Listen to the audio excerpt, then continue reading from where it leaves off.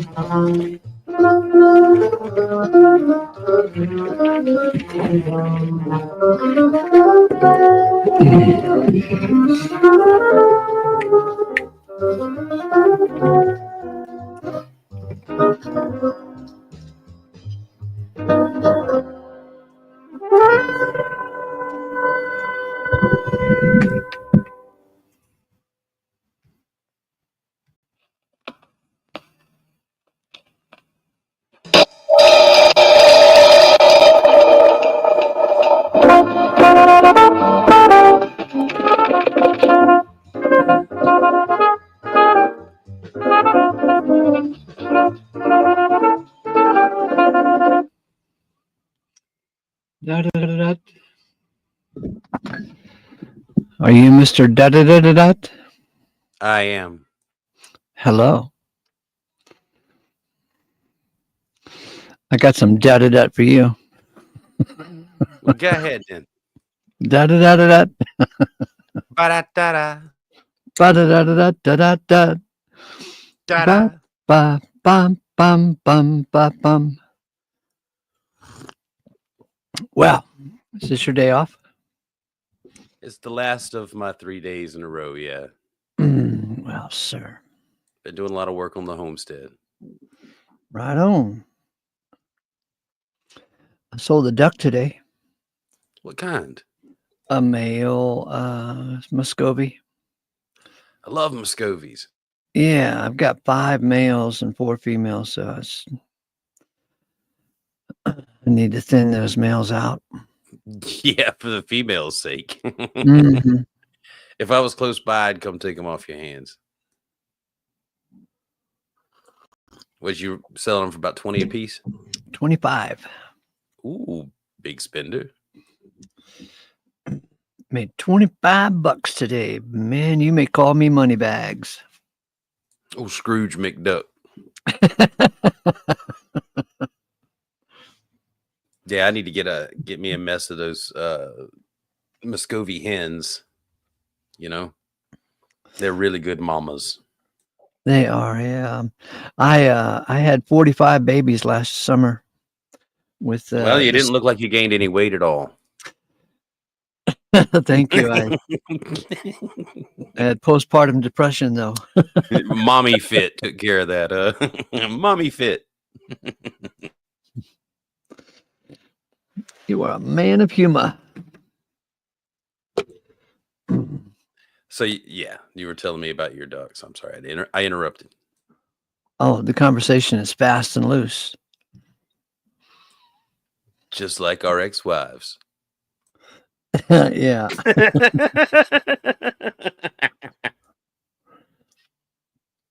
You know, I see you changed your name there. Oh hell, I forgot to change it back. Pixie was in here for a while and on the last episode, and so I wanted to harmonize. I was going to ask you your pronouns just to make sure, but I'm glad to see it was just an oversight. I am Pixie Storms. Oh, hell, that didn't work. Now let's try. At least be Rixie, not Pixie. At least be Rixie Storms, or something that sounds. Mm-hmm.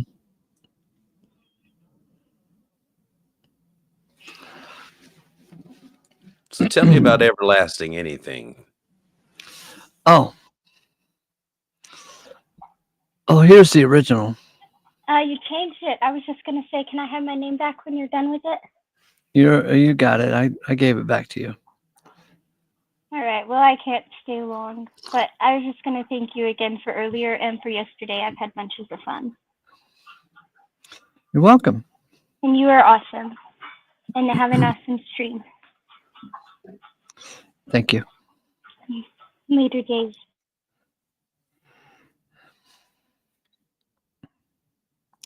Oh, you wanted to hear about Everlasting? Well, what I was going to do, since you are good to pay attention to the room you're walking into. Let's see. Oh, here it is. I have a complete list here of all of the places where the word Aionios shows up in adjective form. And as a courtesy, the compiler of this little thing, he gives the concordant version on one column, the King James on the next column, the Revised Standard 1881 version in this column, and the Douay-Rheims Bible in this column. Anyway, I thought just for kicks we could look at it if anybody comes in who's interested.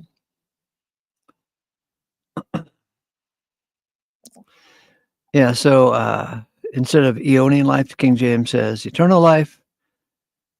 Revised says eternal life. Douay-Rheims says life everlasting. So as it translates, it's age of fire, age of life, age of chastening. Yeah. Of life, age of sin, age of life, age of tabernacles, age of life. Right. But the point, I guess, of these few pages is that the adjective, the glorious grand point, is that the adjective of any word day, daily, month, monthly. The adjective doesn't stretch out beyond the noun. Daily bread, is concerned with the day. A monthly bill is concerned with the month. And so Eonian fire is not everlasting fire. It's just concerned with the eon that is being discussed, or the eons that are being discussed. But these Eonian are life. they're not eternal, they're not everlasting, they're just a time slot, a block of time where things It- are happening. Right. Daily bread is not everlasting bread. It relates to the subject of the day, whatever's going on in your day. What daily bread would be important to that day. So Eonian punishment would be punishment concerning the eons of time that are under review, but it's not everlasting punishment. It's not eternal punishment.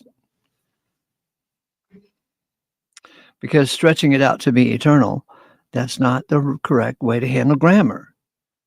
What's a monthly bill? Oh, it's an everlasting bill. No, you pay it off every month.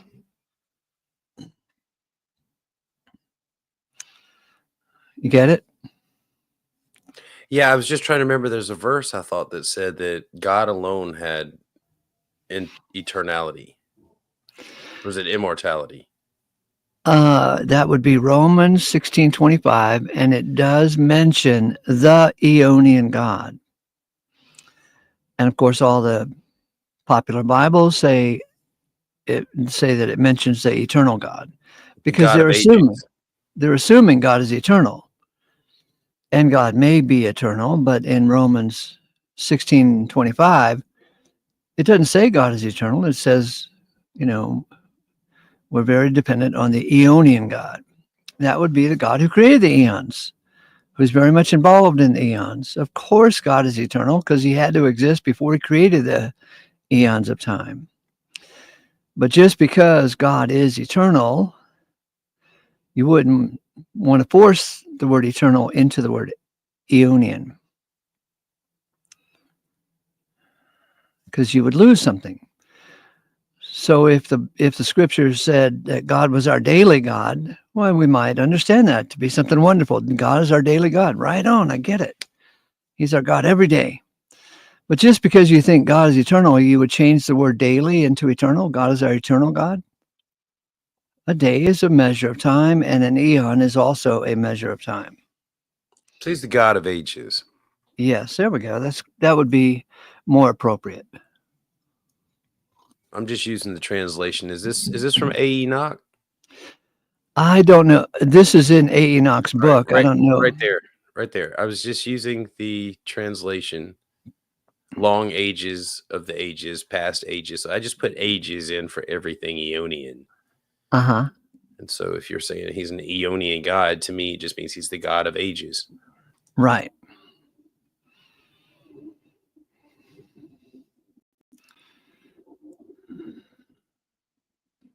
Let's see if Romans is listed here, 16. There's chapter 15, chapter 19. Oh, we missed it somehow. Oh, this is something different. There it is, 1625. See it? In times Eonian, and then verse 26, I made a mistake. Verse 26 references the Eonian God. King James says everlasting God. Revised Version says eternal God, and the Catholic Bible says eternal God. Now we're just going to say that it goes without saying that he's everlasting, since he's the God of ages, right? That just goes without saying. Yeah, he's the God who created the ages. Does he have an expiration date? That would be unimaginable. Well, that's good, at least for him, right? Yeah.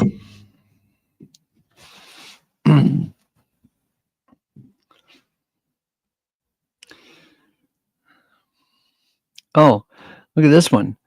2 Corinthians 4:17 talks about the Eonian burden of glory. King James says eternal weight of glory, and so forth. And what's an eternal weight of glory? That's It's the interesting. burden, the age of the burden of glory.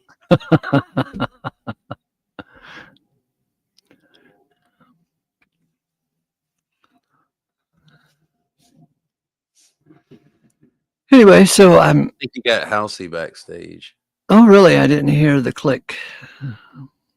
She sneaks around like that. She's sneaking in the back. Welcome, Halcyon.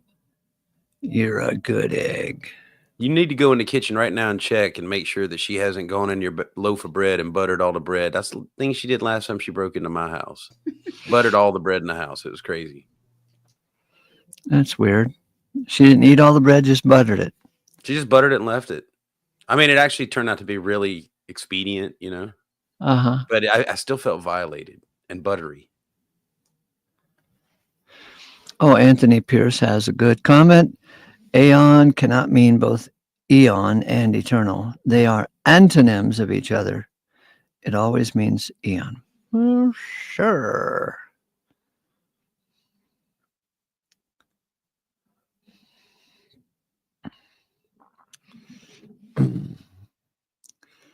Anthony Pierce is a good egg.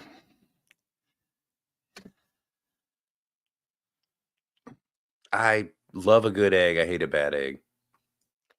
You know, and most people don't have to deal with bad eggs, but I can imagine you and I do, because I find a nest of eggs that those chickens or those ducks hid from me. You got to float them. Yeah, and if they float, oh my God, you don't want to crack them. They'll explode everywhere.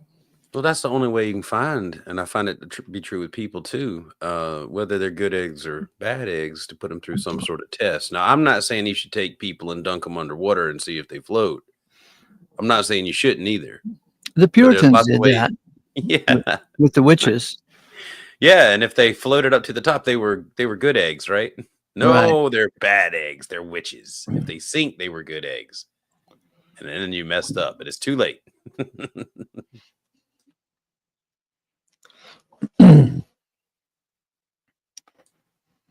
You know, there wasn't that many witches that were tried for witchery in the United States. How many do you reckon?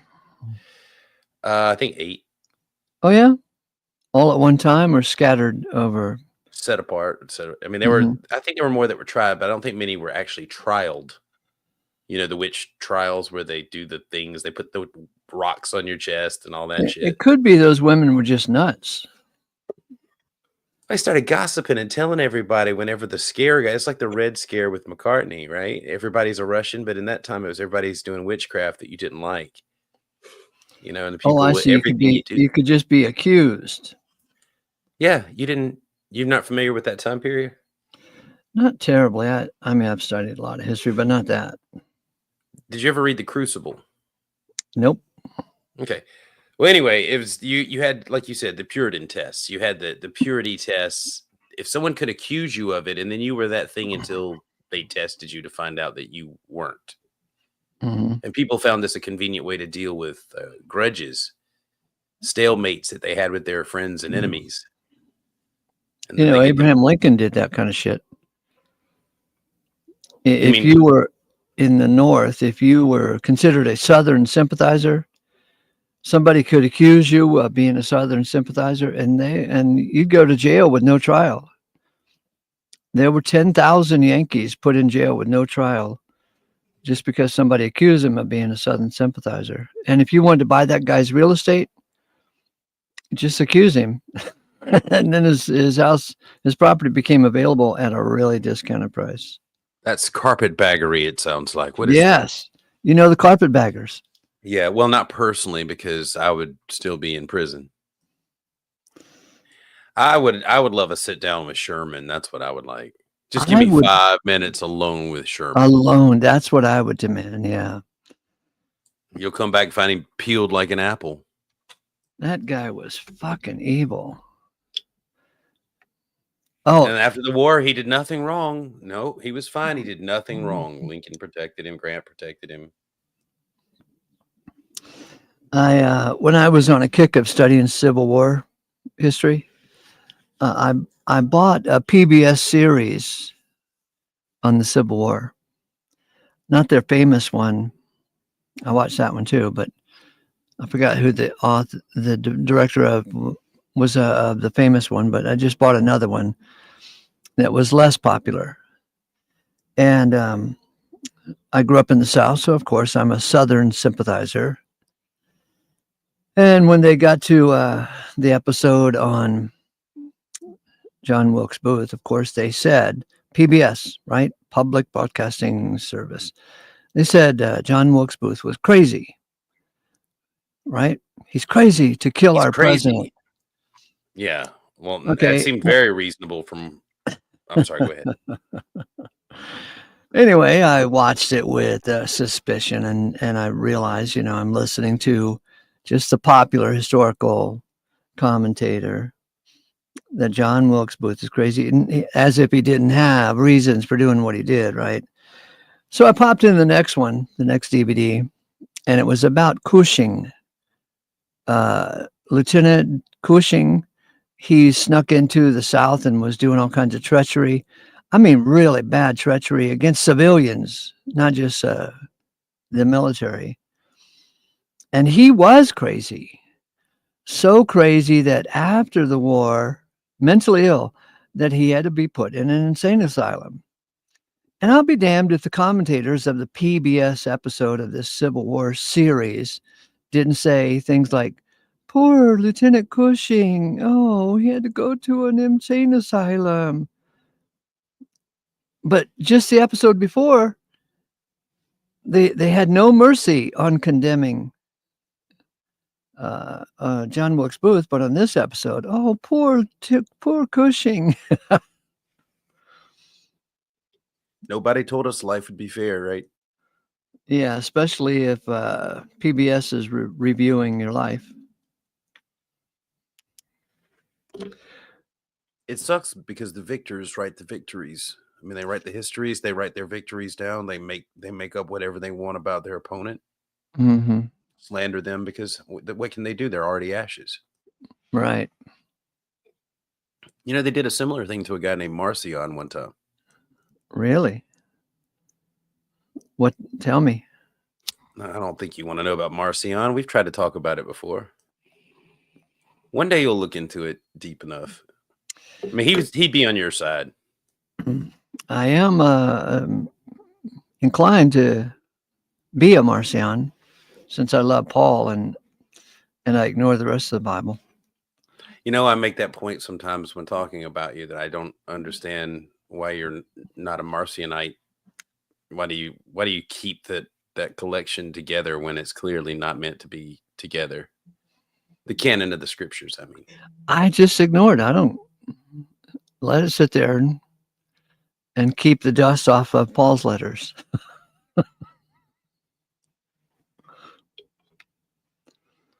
Well, if Jesus said all the things that we ascribe to him, I think that, he might very well have been the son of someone very important.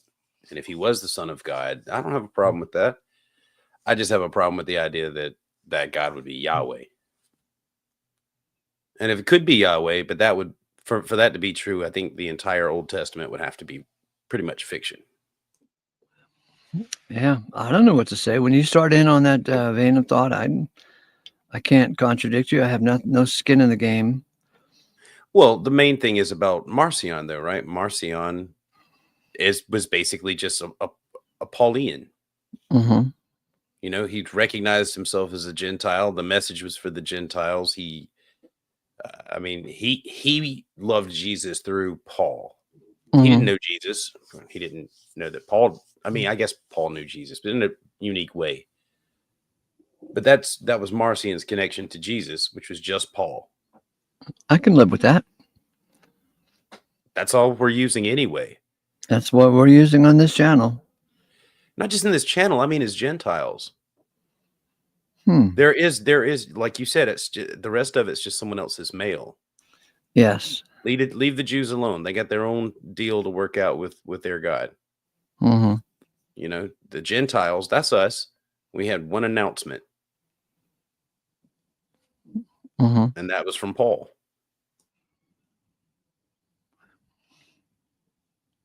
When we smash all the mail together and we pretend like everybody has communal mail, that just confuses everything.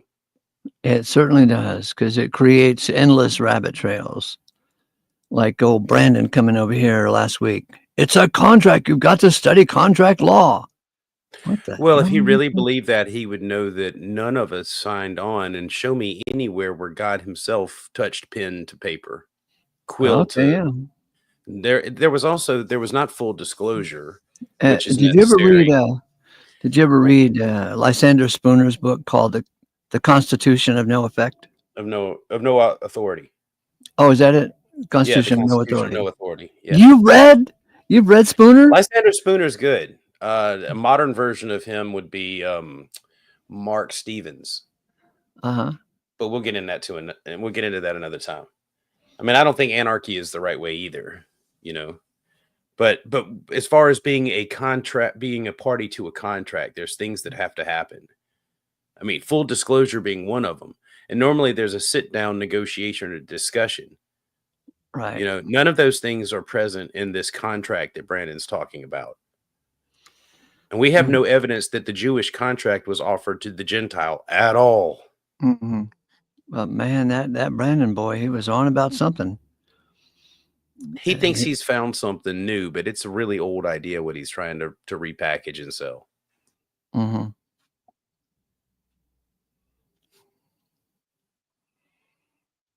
It didn't work in the 90s either. What? That contract crap came up in the 90s? There was a group within the Seventh-day Adventists that were talking about there being a contract. And of course, some of the same questions came up. What would the contract have been? You know, and what does that mean for Gentiles? And it sort of just kind of petered out in the Seventh-day Adventist Church. Didn't go very far. And if it's going to go far anywhere, it's with the legalists, since it's supposed to be a contract. Right. So yeah, if you and it can't get seems like the Seventh Day would be more inclined to be legalist than any other denomination. Exactly. If you can't launch that shit out of the Seventh-day Adventist backyard, then that rocket ain't gonna fly anywhere. Mm-hmm.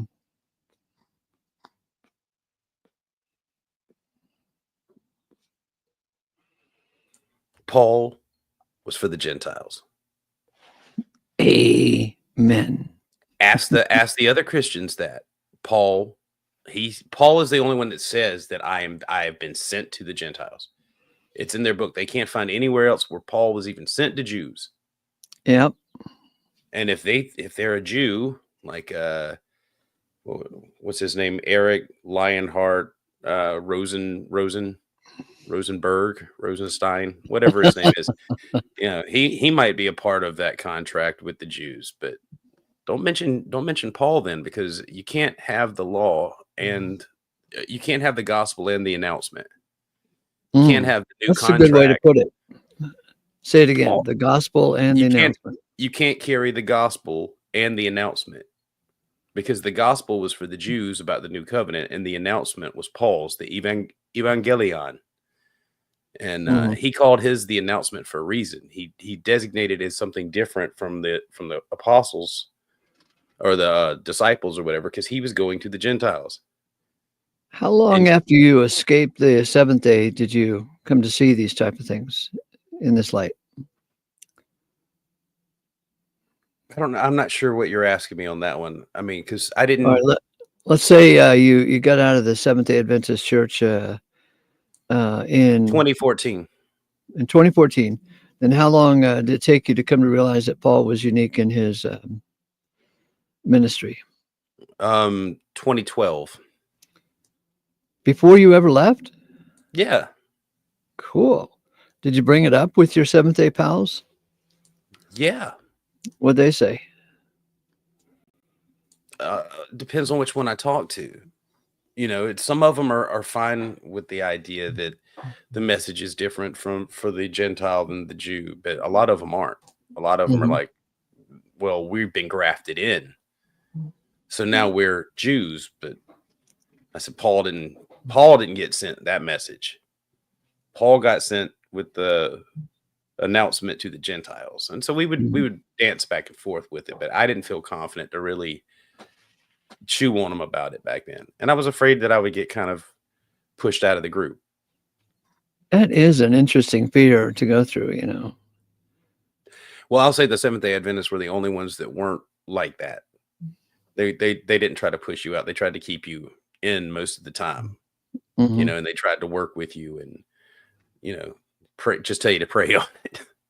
Right. But the Baptists treat you like you're expendable. That's for sure. Oh yeah. The Baptists, the Pentecostal, they'll kick you right out real fast. No hesitation. We can't, it's because they're not prepared to argue it. They can't argue it. So rather than argue, they just get you out of their sight. It's common amongst most, modern Christians.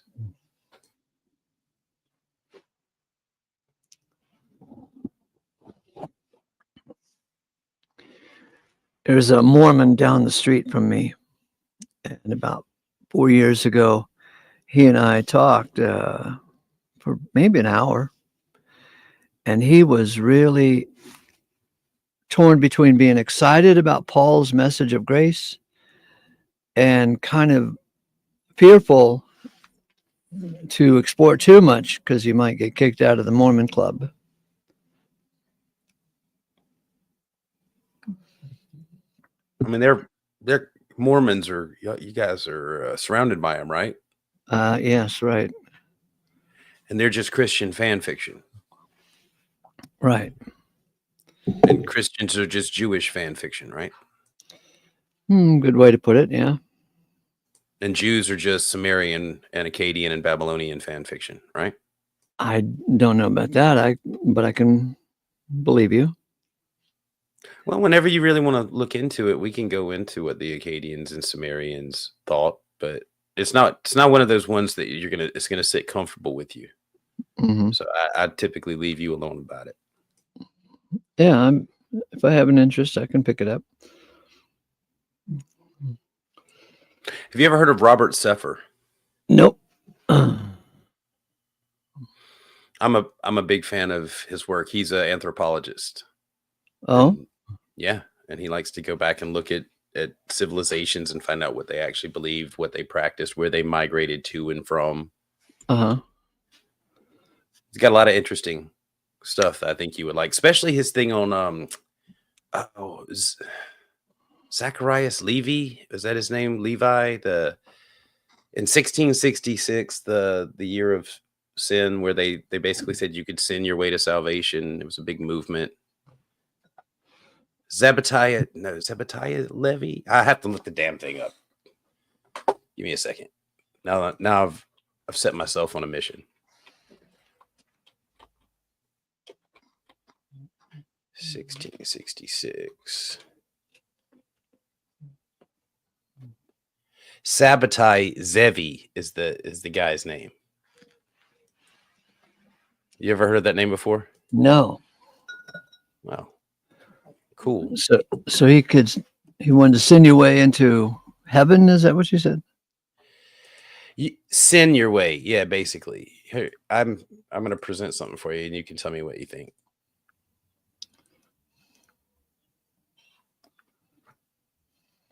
This is just a weird time period in the 1600s.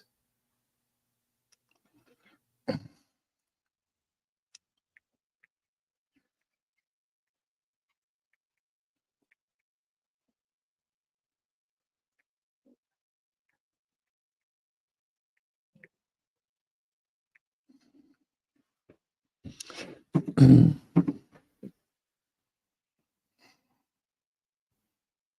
you see it? Oh, there it is. Yeah. The forbidden doctrine. There have been many mystical orders that claim to possess ancient esoteric knowledge that has survived until the modern day, guarded by secret societies that allegedly utilize these occult secrets for supposed physical vitality, psychic endowment, spiritual enlightenment, and establishing a political agenda. Most, if not all of these orders, trace their origins to the ancient Aryan Magi of Mesopotamia, which is where we get the modern word for magician, and whose esoteric practices were said to have been passed down since the mythical times of Atlantis. Whether that's true or not, what seems to be clear is these Central Asian or Eurasian mystics influenced various cults from Babylon to Egypt, passing on their Kabbalistic knowledge to the Knights Templar, who in turn brought it back into Europe, influencing groups such as the Rosicrucians and Freemasons, which allegedly hold a high degree of political influence across the globe. One of the lesser known secret societies which held a considerable amount of influence in the 18th century Europe was called the Asiatic Brethren. Started in Vienna, Austria, their foundation paralleled a more popular Rosicrucian order, and while this organization played a significant role in the emergence of Adam Weishaupt's Order of the Bavarian Illuminati, they ceased to exist relatively quickly. The Asiatic Brethren has been one of the critical forerunners of the Golden Dawn and many of its descendants, as well as to be an influential force on occult practitioners such as ceremonial magician Eliphas Levi and P.B. Randolph, who introduced the principles of erotic alchemy to North America, establishing the earliest known Rosicrucian order in the United States. Of course, the Asiatic Brethren were influenced by earlier movements, most notably the Kabbalistic concepts put forth by Sabbatai Zevi, who declared himself Messiah in 1666, who was considered a heretic by Orthodox Judaism for transgressions such as pronouncing the Holy Tetragrammaton in public, breaking dietary laws, engaging in forbidden carnal activities, and wedding Sarah, a young Polish prostitute who proclaimed she would be married by the Messiah. Sabbatai's real impact and charisma stemmed from the divine acts which he performed, often just after emerging from the dark night of depression or after having sung psalms for hours in a seeming trance-like state of emotional bliss.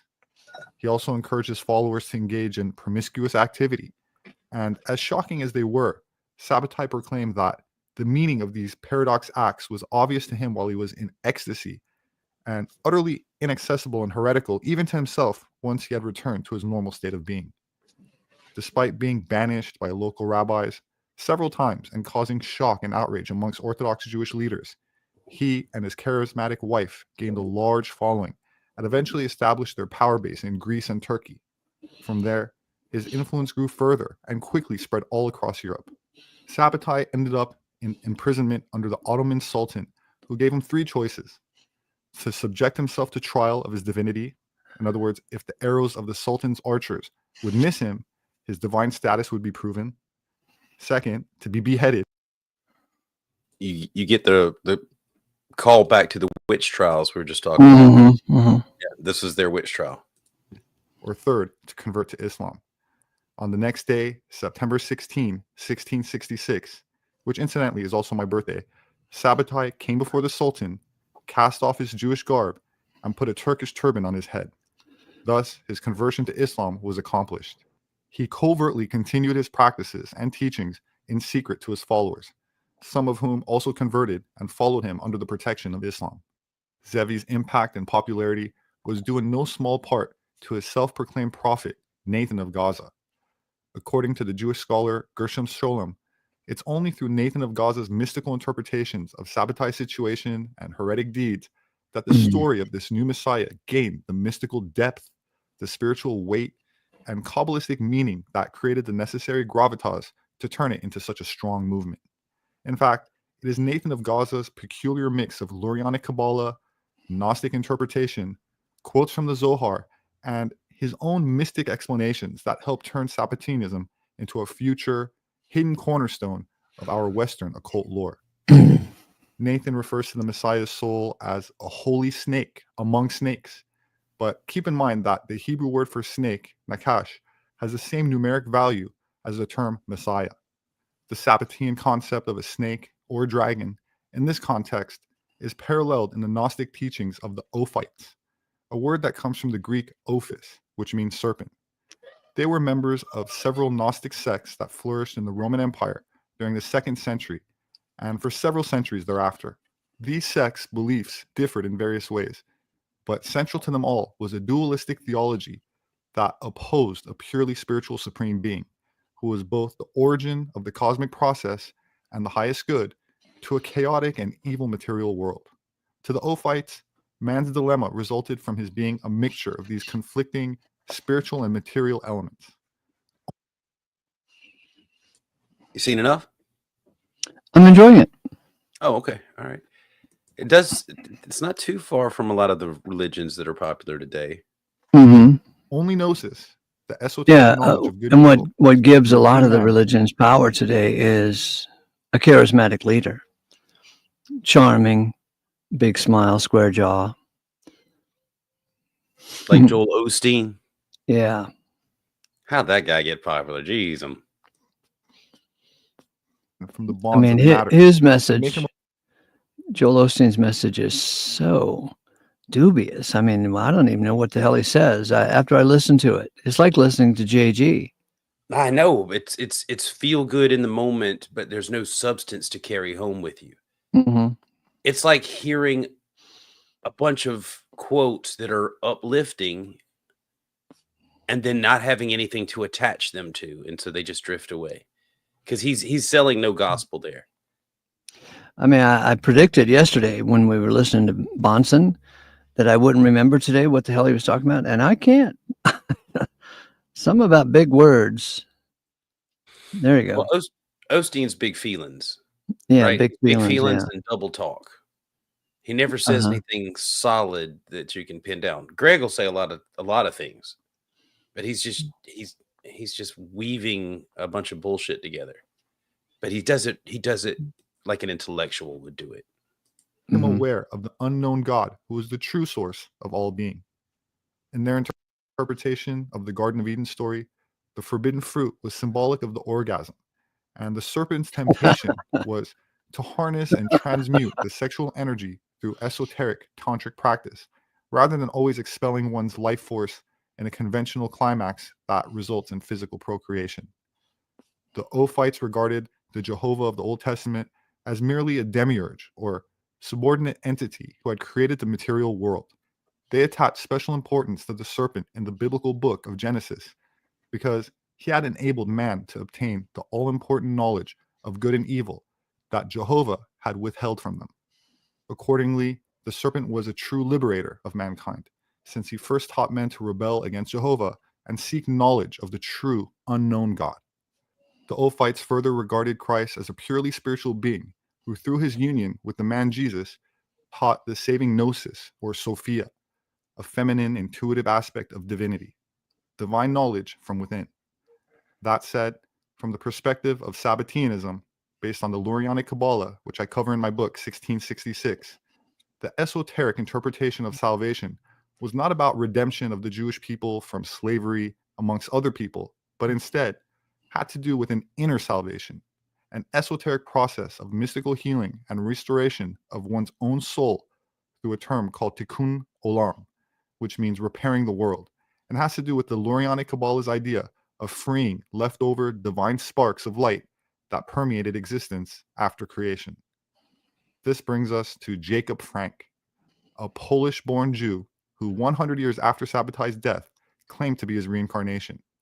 Frank was initiated into the Sabbatean elite, where the highest esoteric secrets were revealed to him that were shared only orally. These occult practices were the basis for erotic inner alchemy, tantric practices of energetic transmutation, where carnal lust is converted into spiritual gold, or what is known in the East as chi, prana, ether, vril, or life force energy. Through these techniques, Frank allegedly developed psychic medium skills, through which he allegedly revealed many secrets and mysteries to his followers, continuing the tradition of You laugh, Ace, but what you're looking at is the origin of circumcision. Mm-hmm. They're just repeating something that comes back from ancient Sanskrit. Mm-hmm. strange deeds that was so critical for the foundation of Sabbateanism, such as ritualistic orgies, public nudity and affection, and other transgressions. From 1759 to 1760, Frank inspired the mass conversion of his followers into Christianity, following in the footsteps of Sabbatai Zevi's conversion into Islam, infusing this ancient heretical Kabbalistic teaching into the mainstream by establishing sects of Christian Sabbateans. Frank was then arrested and spent the following 12 years in captivity. This began a new and completely unexpected phase of Sabbatean Frankism, where Frank interacted with the cult of the Black Madonna and taught that there was no separation between the Messiah, God, and Shekinah, which is a word that implies the dwelling place or divine presence of God, such as the burning bush or the pillar of fire in the Bible. But in Hebrew, it is a feminine word, and in this context means the divine feminine presence of God, or in other words, goddess, the mystical embodiment of the feminine, or God's bride, implying that female sexuality was a doorway to higher states through which one can commune with the divine. That said, Frank taught that the Messiah was female and that the Virgin Mary and Messiah were essentially the same principle, a concept which has its roots in ancient Babylon and initially found its way into Europe via the Templars. To put it into a nutshell, unlike Christianity, Frankism was not about a male god who took a human body upon himself through a human woman, but about a feminine goddess who acquired a human form. Frank appropriated elements of Catholic Mariology, but departed from Christian doctrine in two crucial respects. He claimed that the maiden was an element of the Godhead, and he declared that she was actually present in the Black Madonna icon.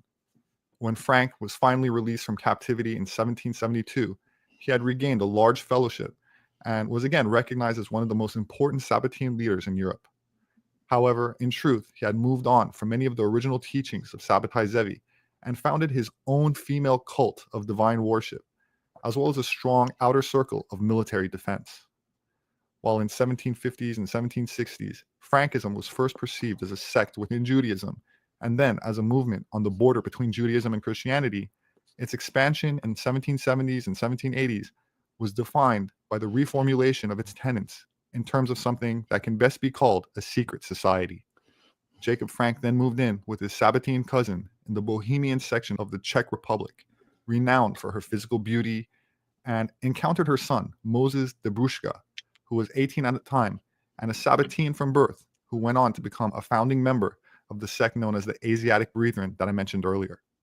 Frank developed strong connections into the Masonic communities of Vienna, as well as into Germany. Freemasons and secret societies during this period were interested in rediscovering the ancient wisdom and purported truth hidden in the Jewish or Kabbalistic mystery tradition, which the Knights Templar brought into Europe from their time in the Middle East. Esoteric knowledge that was passed down by the Magi, veiled by the European alchemists, and orally transmitted by the Gnostics and mystics. Jacob Frank also taught the mystery of Edom, which means red in Hebrew, and is in reference to the Edomites, a largely red-haired demographic that was converted into Judaism in the 2nd century BC, and I covered in my video called Magicians of the Temple, which brings us to the Rothschilds, which translates to Red Shield in German, who financed and formed, along with Adam Weishaupt and Jacob Frank, the Order of the Illuminati. After Jacob Frank passed away, lodges of the Asiatic Brethren were formed in Vienna in 1781, and then in Prague, Hamburg, Berlin, and Frankfurt, where many powerful members were among their ranks, including the future King of Prussia, Frederick Wilhelm II. This order has spread from Italy to Russia already. The ruling heads of this order were unknown until 1788. They refer to Masonry as their basis. They even call it its nursery of their entire system. Their gatherings they call Malziziak lodges and offer their services to include Jews, Turks, Persians, and Armenians. The order's teachings include how to govern the spirits by breaking the 7 seals, and one is taught how to produce miracle cures and how to create gold. The order expects blind faith and blind obedience. Its regulations How are to the true create teaching gold. of the sons of Loyola.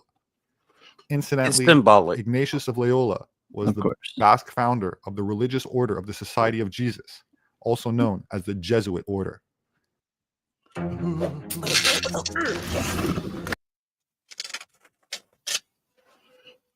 Pendant from the Freemasons and Rosicrucians of the time, the Asiatic Brotherhood claimed a similar ancient lineage to the East in association with the Templars.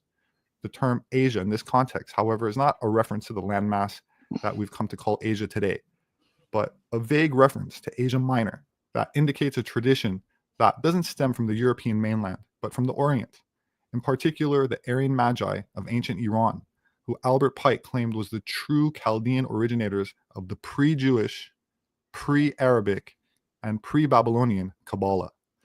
In the view of the Asiatic Brethren, the Kabbalah should not be based on any particular religion, but rather formed an open path for anybody interested, be they Muslim, Catholic, or Jewish, to transcend the limitations of one's own religious tradition and to gain access to the, quote, one and only true, pure, and all-embracing religion.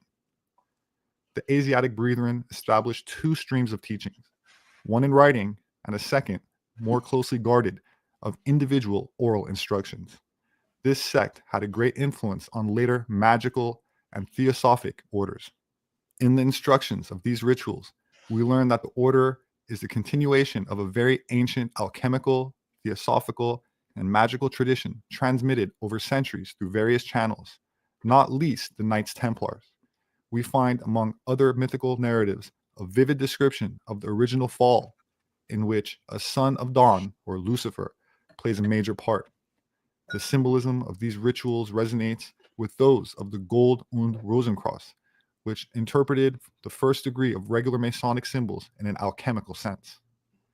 The Asiatic Brethren were set apart from the Rosicrucian traditions of the same time in that they were much less influenced by and oriented towards Orthodox Christianity.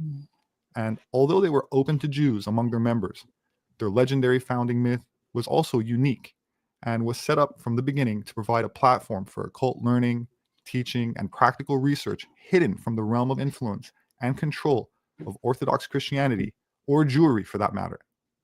That said, the order embraced a multitude of paths towards divine gnosis through a combination of natural sciences, numerology, practical or spiritual alchemy, Kabbalah, and To me, that just sounds like the different types of Christianity and the different ways to get there. You know, some through legalism, some through spiritual manifestations and revelations. You know what I'm saying? Some through charity and the different paths to God. Mm-hmm. You heard him say that they infiltrated some early Christianity in America from the cult of I want to say, what's his name, Zevi? Yeah, Sabbatai Zevi. Yeah. Yeah, some of them, because it went through that Frank fella, and then his followers were infiltrating Christianity in the 1700s. I wonder if that had anything to do with speaking in tongues and handling snakes. And I can bet that it does. anyway, you want me to, it's almost over, but I can stop now if you want me to. Oh, no, go ahead and finish it. All right, then. sex magic. Many of the order's ancient tantric techniques of erotic alchemy and sex energy transmutation found their way into what became other sects, with a possible influence on the Siberian mystic Rasputin, who pronounced that the best way to reach a divine state was through the sexual exhaustion that came after prolonged debauchery. He was best known for befriending the imperial family of Nicholas II, the last emperor of Russia, and for a Sabbatean-like philosophy of redemption through sin, which involved orgiastic rituals of bliss and prolonged orgasmic euphoria. These occult techniques also made their way into other European esoteric orders, such as the Vril Society, which was headed by the medium Maria Orsic, who was said to have used transmuted Vril energy to achieve clairvoyance and mediumship. Vril is a word used to describe energy gained through heightened states achieved through the harnessing of prana, chi, or ether, all terms that describe a life force energy that permeates the universe and all living things. The Vril Society was eventually absorbed into the National Socialist Party, which funded research into various occult practices with the goal of acquiring alternative forms of technology, such as anti-gravitic flight, which it allegedly did achieve, but supposedly did not perfect until the end of the war. Speculation persists around events that took place in Antarctica, codenamed Operation High Jump, when the Allies sent 4,700 armed troops, an aircraft carrier, destroyers, and failed in an attempt to destroy a holdout German base, which allegedly was built below the Antarctic ice. Traces of this occult influence could also be seen in the writings of the notorious sex magician Aleister Crowley, the teachings of Taoist practitioner Montauk Chia, and the alchemical techniques put forth by Samuel Ein Wayor. The point being that the esoteric information itself does not seem to subscribe to any one type of political or moral philosophy, but seems to resemble the theme in the movie Star Wars, where the Force was the same mystical energy used by the protagonist Jedi Knights as was used by the dark side. The Force itself was not considered good or evil, but was more like an element of nature that can be harnessed for either, depending on the practitioner. My name is Robert Sepper. I'm an anthropologist. My published work is available on Amazon. Well, sure. Wild stuff in the histories, huh? Yeah, all those sex cults, that'd be the attraction for young people. They were Sounds still horny. exhausting. Yeah, it sounds exhausting, right? Yeah. Solomon did something similar, though. Oh, yeah, he had a bunch of wives.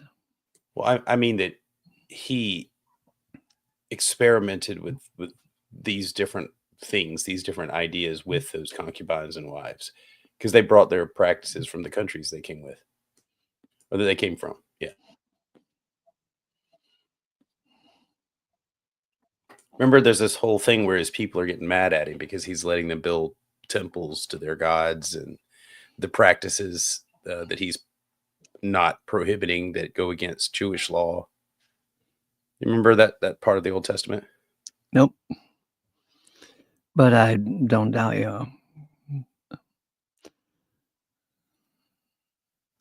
These guys got an interesting channel. If you get bored sometime, check it out. Can do easy, GI. So you're gonna crack into your reading here, your teaching? I don't know. Not till I'm done with you. Because I'm enjoying your company. So there. Oh, by the way, boys and girls, hit the StreamYard link and come in. And you might be able to add to the conversation. And after all, God is the conversation. Ooh. The logos? Mm-hmm. Logos meaning conversation. The discussion, yeah. Okay, the conversation. That works. I mean, we all seem to be into it. Well, we Jesus got coffee shops for that purpose, and beer halls. Jesus is the word, and I think you just said you wanted to have a word with me. I do. Right. Let that word be Jesus. Straighten up and fly right.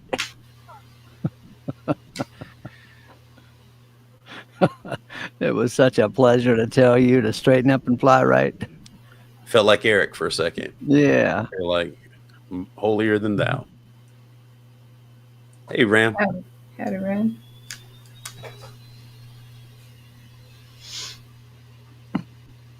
Ram tough. So. Is that why you're not able to talk? Sorry. Yeah, he's just being a tough guy. He's being a tough guy. He's one of the goats. We're the sheep, and he's the goat.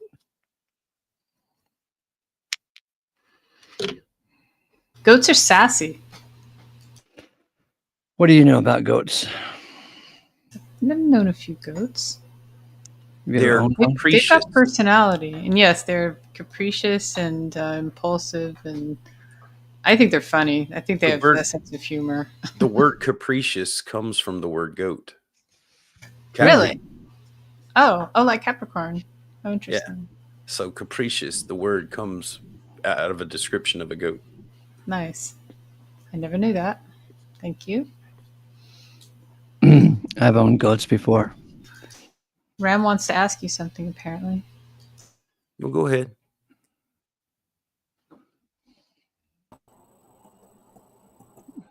Oh my God. Party here. It's just me. Greetings, my lord. Si, senor. Si. What Do was that occult garbage you were promoting? This is an opportunity for you to segue into a proclamation. Oh, okay. Yeah, it was about a bunch of young people who were horny. Did you see that glowing butthole on that graphic? What an artist! What an artist! It made me laugh. Your audio is a little bit echoey. Not echoey, but like you're in the bathroom echoey. Is it any better now? Not yet. Okay. Let me reduce the background noise. Now let's try it. Testing. We'll live with it. I proclaim that those occult videos. Where'd you get those? The John Ankerberg show or somewhere? That video scared me. I proclaim myself frightened. Why? Because I don't like occult mysticism. Okay, don't tempt me. Do you want Tommy to unpack that? Tommy, I saw you over on JG's thing. You had the whole room to yourself. I guess that was a confession. That wasn't a proclamation. I'll try and do better next time. Thank you for observing me over on JG's channel. Yeah. How did you pull that off? This is like a Christmas miracle. Well, you know the Holy Spirit, where he blows and who he blows, and why, only he knows.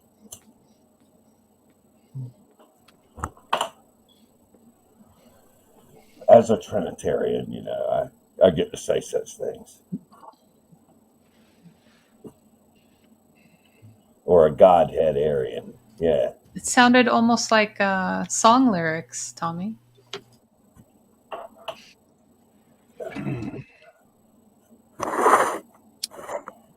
I've been cringe all my life. There's nothing I can do about it. He's still writing lyrics. I'm going to start writing them down. I'm going to steal your lyrics. I'm telling you, me and Brojo used to design T-shirts based on shit that Tommy said in chats. What was that truck stop slogan? That was good. Wasn't it? That was during COVID. You said, I only have one question. Are the truck stops open yet? Truck stops are fantastic wonderlands. Okay. Not rest stops. Truck stops. Two different things. My mama told me to, be wary of truck stops. I said, why, Mom? She said, you don't want to know. Well, now that you mention it, I believe you did say the rest stops. Right. Rest stops are, creepy. But that was back when we were making fun of Irenic a lot, I think. Yeah, exactly. Have you ever been to Buc-ee's? I haven't. Is that Have a you heard kind of about truck it? stop? Have you Is heard that like about a it? love? I guess so, yeah. But bigger and with more weird food, sushi, whole 9 yards. The Flying J, we have that around here. We have those on the way to Vegas, I think. But yeah, the occult frightens me. Yeah, which part of that would be occult? I know that, to be frightened of evil is a very immature thing, it just is. But Tommy, what do you mean by the word occult? I don't know. Damn if I know. That's a good question. What the word just means hidden. That's all it means. The word just means hidden. I'm not just a poet, but I'm also an inventor, and I invented a Christian board game called the Holy Spirit Ouija board. Nice. And the Ouija board featured a pointer that had, 2 kilowatts of stunning power in the pointer, and that would arbitrarily discharge. And Holy Spirit Ouija board, yeah. I can hardly remember all the details. It's great. But anyway, yeah, I don't like evil. I don't like to make evil knowledge claims. It's just the whole is freaky.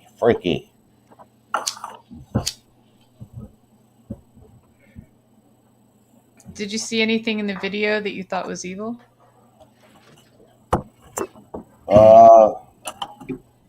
It had a lot of traditional symbolism in it, associated with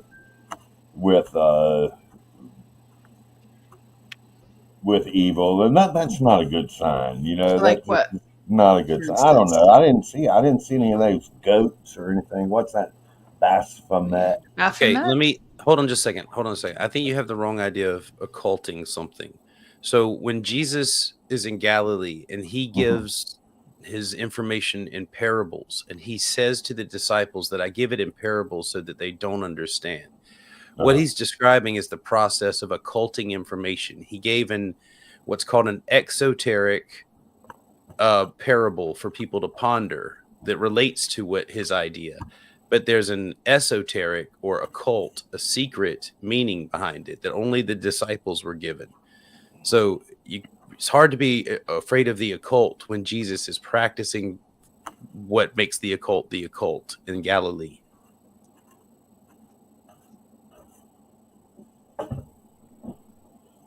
Well, It doesn't mean thank cult. you for that reminder.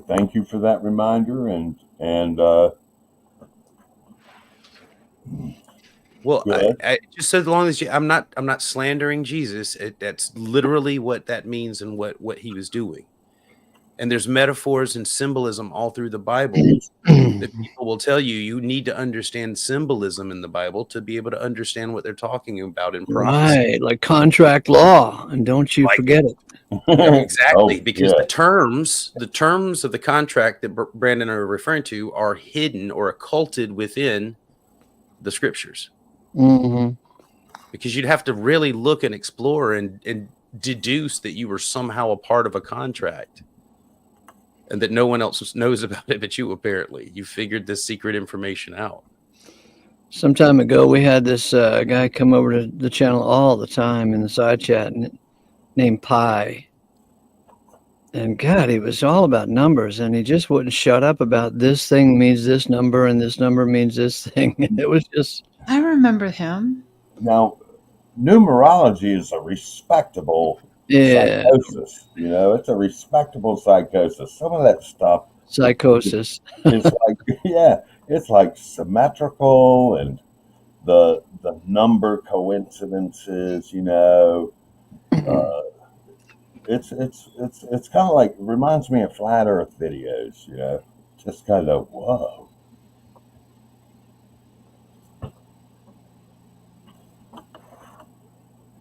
Do you endorse numerology, Will? What do you mean? It's just a stupid question from junior Bible study. Yeah, I don't know, but there is power in numbers and symbols. Have you Not ever spiritual power, but have just you power. ever investigated the any numerological phenomena of Yeah, the King James Bible, 1769? sort of. It's utilized in the Seventh-day Adventist Church to recognize that the Pope is the Antichrist. Oh, okay. Using the 666 and They've got the math, right? yeah, can I finish? On his mitre, there's a title that says Vicarious Filii Dei, and that's got Roman numerals. Roman numerals have a numeric value, so they add those up, and it's 666. So they're like, aha, that's the Antichrist. He's sitting in the throne of God, changing his laws. We're using this numerology from the Bible. We're identifying it. So in that regard, I'm using numerology. But beyond that, no, because a lot of it seems dumb. That's how I felt with Pi and his posts.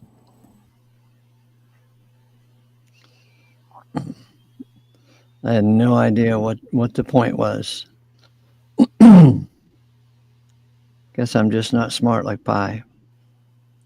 Can I just can I talk to Ram instead of typing, because we're in the private chat? But I just want to say this. Yeah, you like Paul's letters. Marcion liked Paul's letters. Marcion collected Paul's letters and I believe Luke and Mark and put them together into the first New Testament. All right, but after he read the Old Testament, he had to adjust the way that he viewed who Jesus's father was. So, I mean, that was the guy that constructed the first New Testament. So even he had some struggles with the God of the Old Testament realm.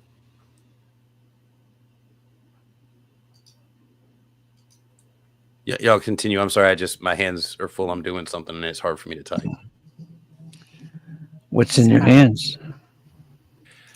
I'm cleaning this pipe right here. Oh, that sounds bad. It's a smoking pipe. I'm trying to clean the resin out of it. Oh, look here. Tim Smith is back. Monty, JG, and Eric are the dream team. Nice. You know where to find them.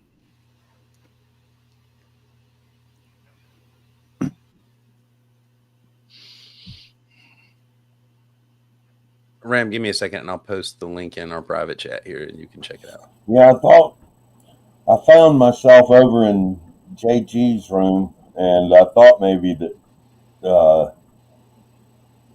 I would be Eric bait.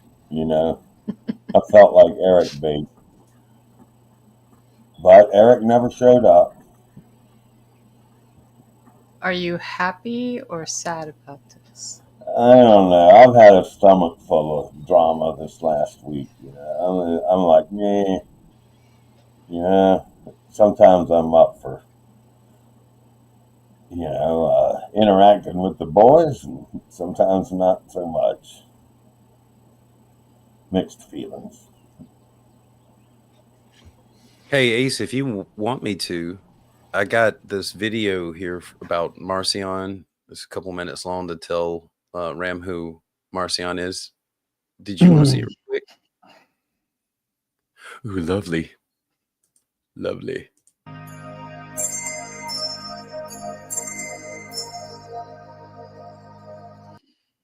Ladies and gentlemen, welcome. All you Marcionites, get ready to be taught from the true father of Jesus. Actually, the teacher, right, the righteous teacher, if you will, himself. Marcion is going to be the discussion, and Dr. M. David Litwa, you're very privileged to be able to see this. Only exclusive members will be able to hear Dr. Litwa break down what's going on with Marcion as a teaser to actually getting the That looks like my brother-in-law. Oh my God.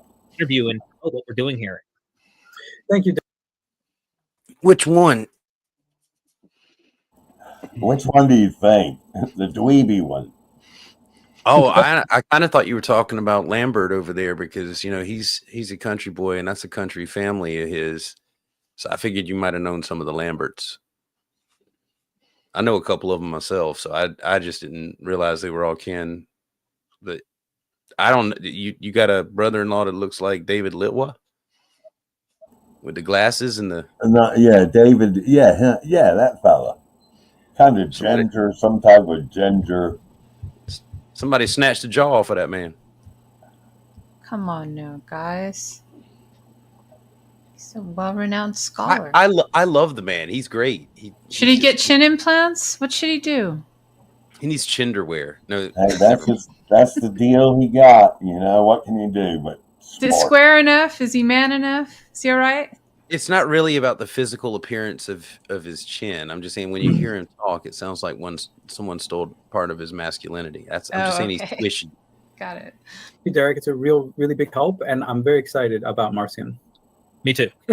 I've been really serious question marks. I'm excited. There's so much to discover, and this should just whet our appetite to learn more by getting your book. So, absolutely, and yeah, any questions? Happy to take at the end.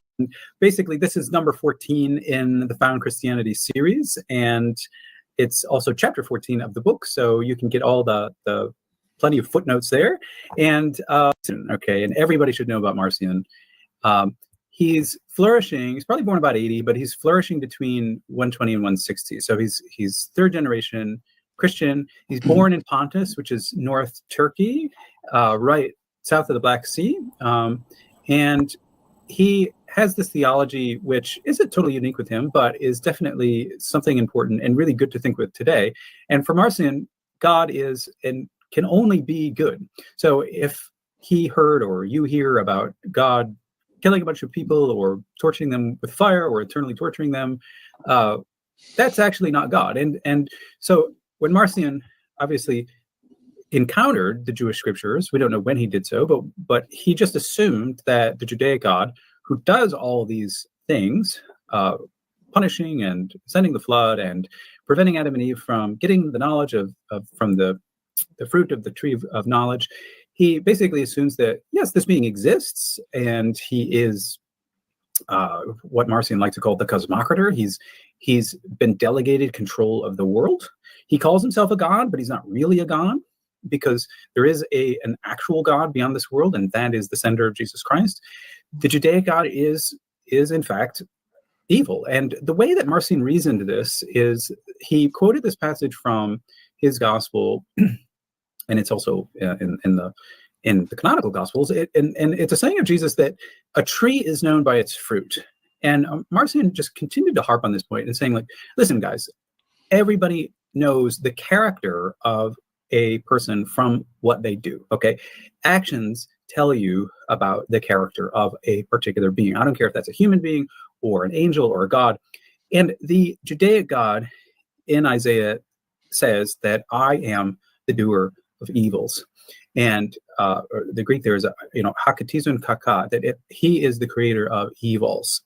And basically what Marcion intuited then is we have to judge this being's character evil because we know him by his fruit. And this is a principle that Jesus himself taught us. Okay, so it's a rational process here. He doesn't hate the Judaic deity because he hates the Jews, and in fact he seems to have a fairly good relationship with Jews. So don't believe people who say that Marcion is against the Jews. That's totally not true.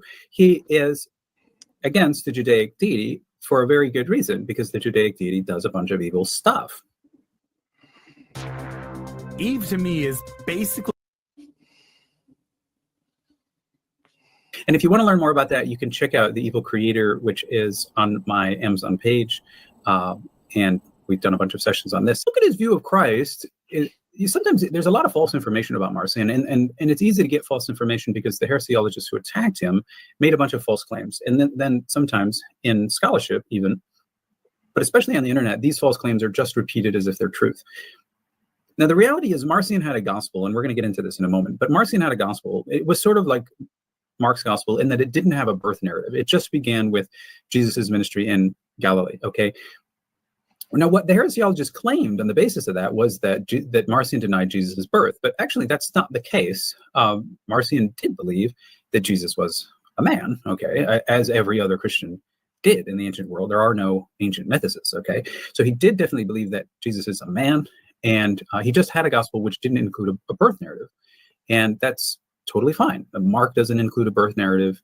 John technically doesn't include a birth narrative, so no surprise there. But for Marcion, it's more clear from his gospel that Jesus is openly transgressing the law of the Jewish God, and he's doing so quite intentionally because he doesn't agree with the law of the Jewish God. And so you'll find Jesus constantly breaking the Sabbath and touching lepers and having crazy parties, drinking and eating forbidden food, and saying that it's not what goes into your body that makes you unclean. And he's constantly correcting the law, and he's constantly antagonizing the upholders of the law. And so for Marcion, this is very clear that Jesus has a mission on earth, and it's not, to fulfill the law. That's crazy. It's clear that from his actions, he is constantly transgressing the law. And so he comes to destroy the law, to delegitimate it, and to show that it's not the true way of life. For Marcion, also, Jesus truly died and was resurrected, okay? So he doesn't believe in a phantom Christ. In fact, in Marcion's gospel, Jesus deliberately says, I'm not a phantom, and, give me a piece of fish so that I can eat it. And it's the same thing that we find in modern editions of Luke. So, and Marcion also, practiced the Eucharist, which he believed was the body and blood of Christ. So he's not, it's sometimes said that Marcion is a Docetist. So this is a really serious heresiological distortion, and you should not accept that. All right. In terms of ethics, I'll just be really brief here as well. But Marcion was pretty strict. Okay, so if you like aspects of Marcion's theology, it may be that actually you don't like aspects of Marcion's church, because in order to become a full member of Marcion's church, you got to do some things. You got to give up some things, mainly. So Marcion required full members to renounce sex and procreation. Okay, this is big, right? I mean, there's probably very few people today who would actually be willing to do this, but this is what's incredible about Marcion is he attracts a bunch of people who are willing to do this. And one of the reasons is we don't know the full logic, but we can sort of give a guess or an educated guess as to why Marcion required this. He allowed, first of all, it's important to note that he allowed everybody to join his church, okay? And you could be married and you could be having sex and that's fine. But if you wanted to be a full member, you had to be celibate, okay? And it seems like the reasoning here was that procreation advances the work of the creator. And since the creator is not the true God, then you don't want to essentially support the creator in this respect. And so it's probably something like the logic. Marcion also highly discouraged wine, beef, and pork. And for the full members, these were banned. And again, we don't know exactly why, but it's a common thought in the ancient world that to be entirely pure, you want to have a diet that doesn't involve the killing of animals. That doesn't explain the wine bit. And it is surprising that Marcion rejected wine because, of course, in other Eucharists, wine was used. But for Marcion, he was so strict on this, he only had a water Eucharist. So in Marcion's Eucharist, you would only have bread and water. And that's was interesting. Okay. Now, on the I guess from the modern perspective, on the good side here, Marcion was a lot more relaxed when it came to allowing women to baptize. And in fact, I mean, really still in the Roman Catholic Church today, women aren't officially allowed to baptize. And that was certainly the case in the 2nd century. And so Marcion was much more relaxed on that. And he was definitely more relaxed on female teachers.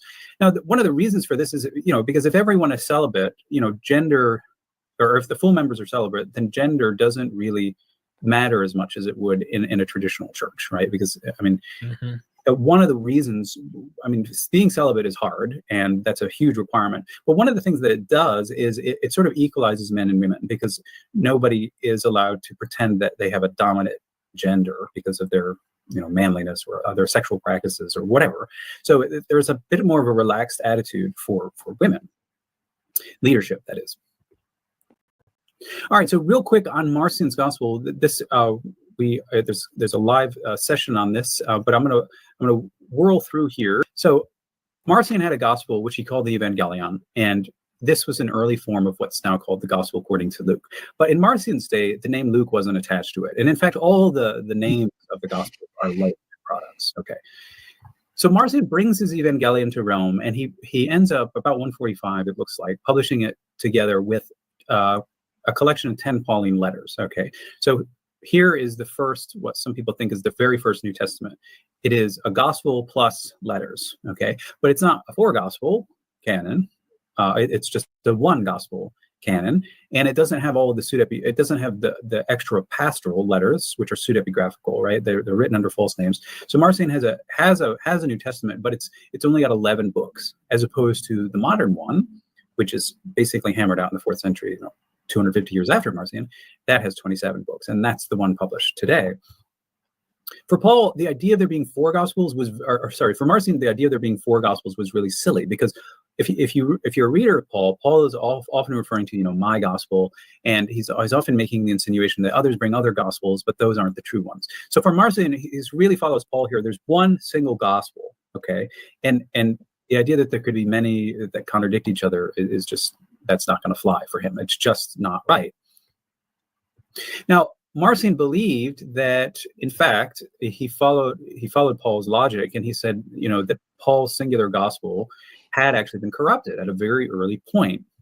And in fact, we can trace the corruption right in Galatians. So in Galatians, Paul refers to those troubling you who wish to pervert the gospel of Christ.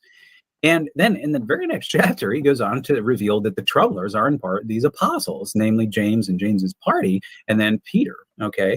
And so when Marcion reads this, he sort of connects the dots here and says, well, wow, the people who are perverting the gospel of Christ are actually these apostles who are getting Paul wrong and forcing people to follow Jewish law, forcing Christians, that is, to follow Jewish law. And that's crazy. That's a distortion.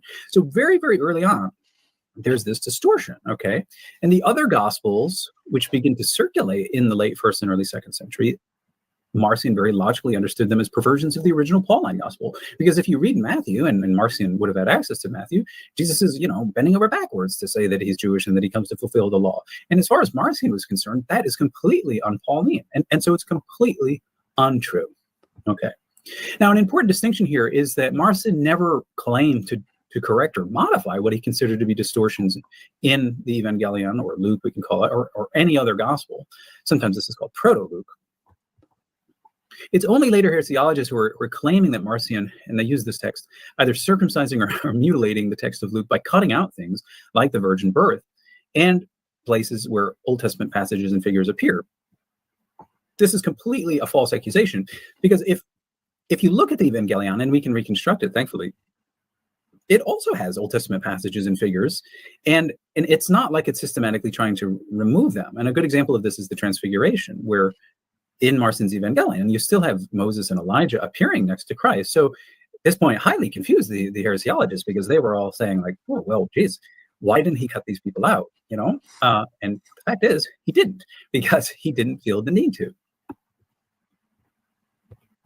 All right, well, this can soon become very, very, a huge, huge lecture, and I don't want it to become that. Suffice it to say that after Marcion died, which was probably around 160, he had already a kind of a global church network.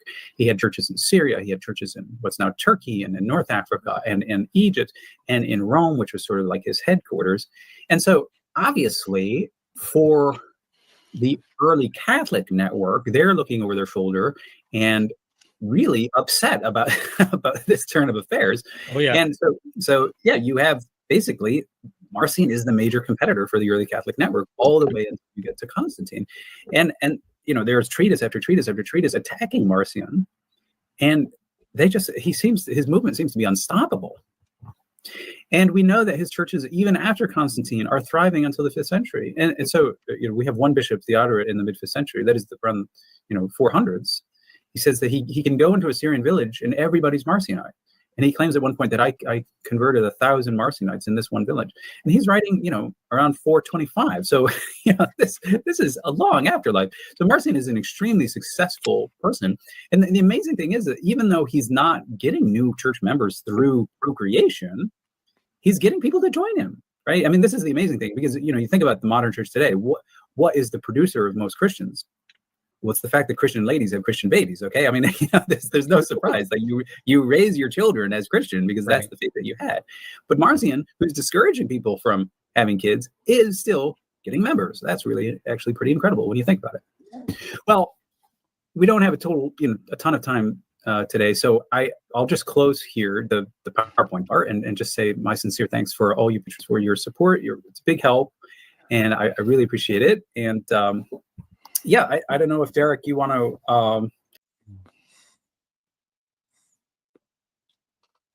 Well, sir. Well, sure. Woof. Woof. Hello, Mr. Hex. Hello. Good evening. Howdy. How the heck are you? How the hex are you? Oh, I've had an intellectually wild day. Really? Yeah. For you, though, that's quite a claim, because an intellectually wild day. I can describe it, but I don't know how much of it you'll understand. Oh, condescend more, but you're probably right. No, it's just because it uses fancy words. Shop talk. That's okay. Today I read an internal treatise on the axionomical emergence in the syntaxes of East Semitic languages. It's very specific. Where all the sayings came from, or essentially where value, that concept of value. Okay, because it's economics, right? Well, it's in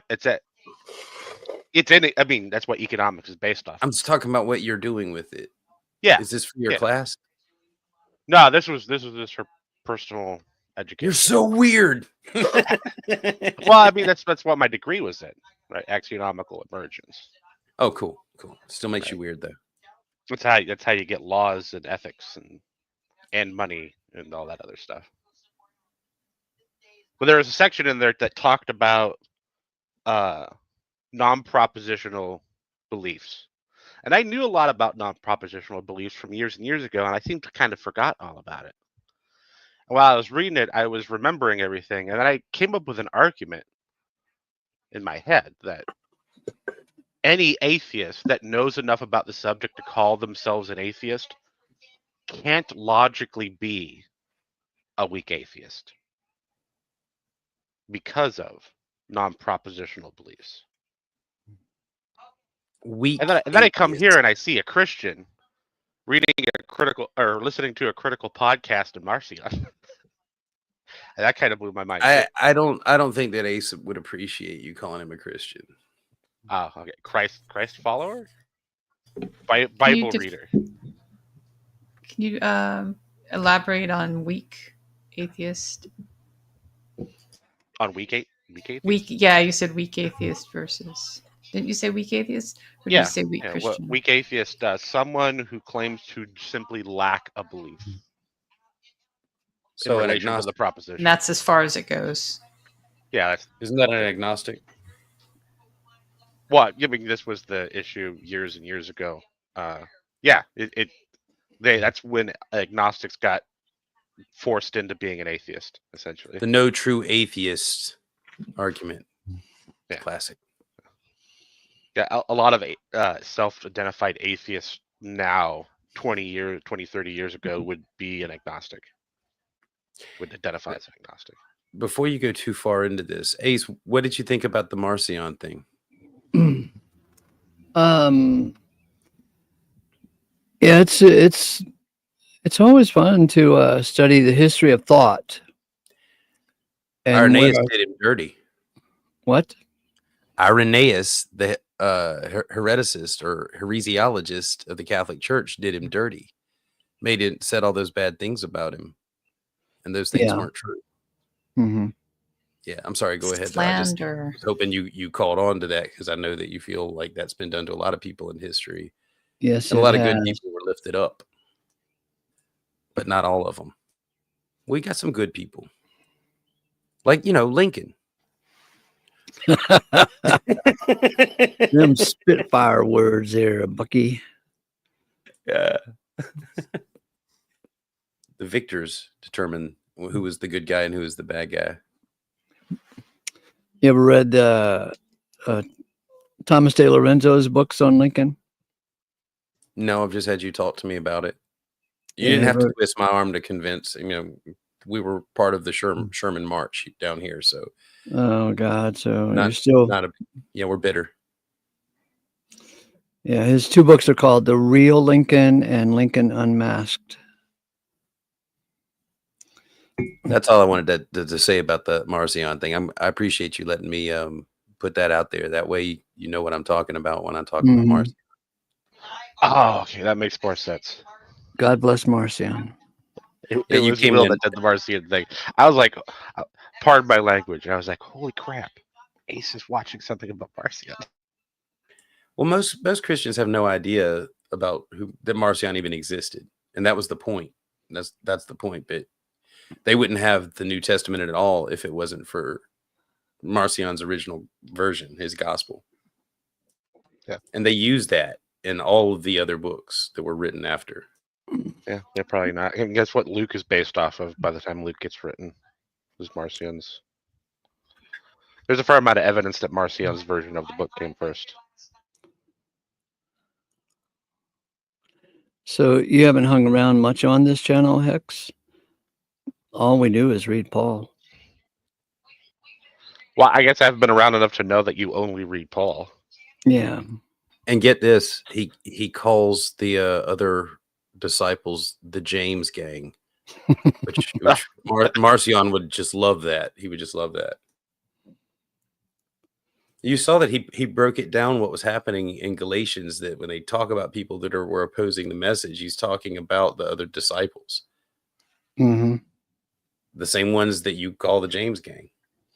Yep. They're a bunch of self-righteous assholes. But you came to that without even knowing who Marcion was. That's right. Interesting.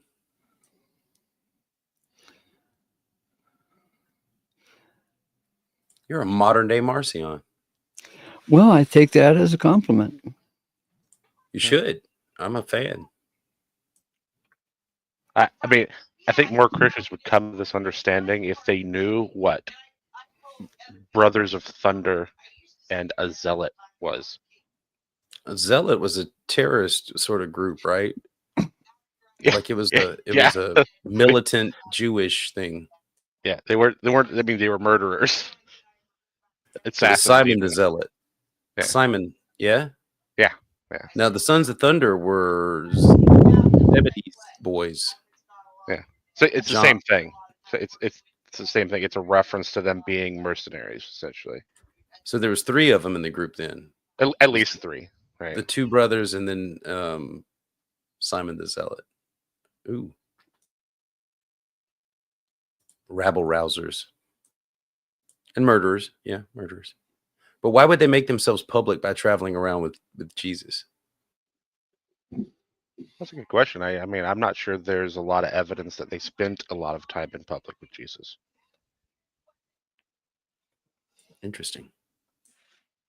So you believe that Jesus was a real guy walking around doing a lot of things. How much do you think that we know about what he actually said or did? Oh, I think we know very little about what he said or did. I wouldn't be surprised if his name isn't even Yeshua, right? I think it's one of those things where there was a real person, but you're going to get very little to no information from the book about him.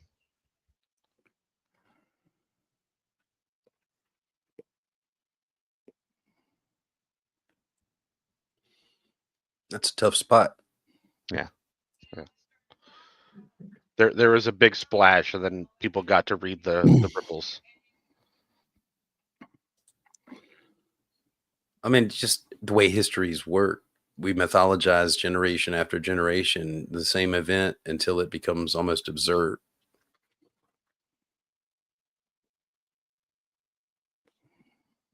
Ain't that the God honest truth? Hey, I hear they put Lincoln on money. Is that true?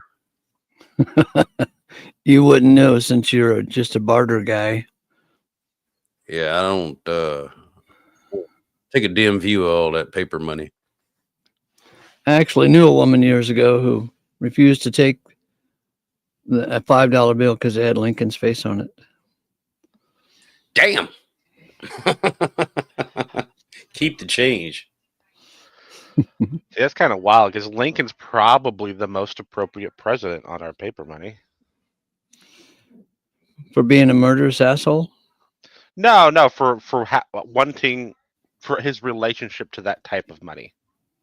What, the paperback, the greenback or whatever? Yes, of course. Yeah, that was government backed. It wasn't backed by gold or silver or anything.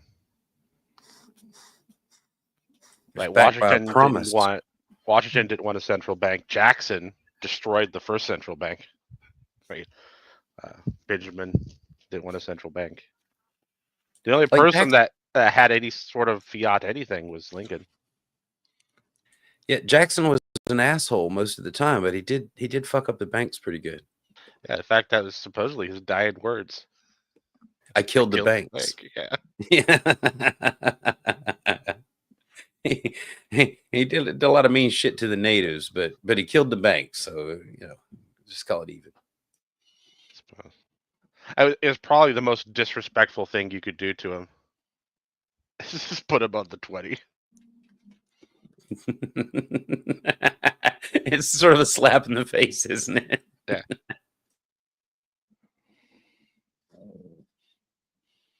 I never looked at it that way until now. Thanks for now. Every time I look at a 20, I'm gonna chuckle.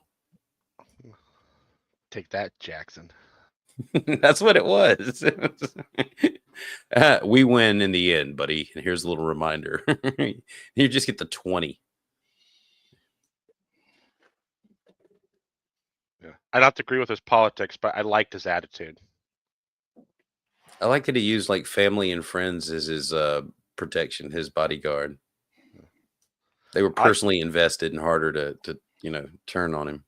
I like the fact when the one guy tried to shoot him, he took his cane and beat him half to death with it. I hadn't heard that. Tell me that one.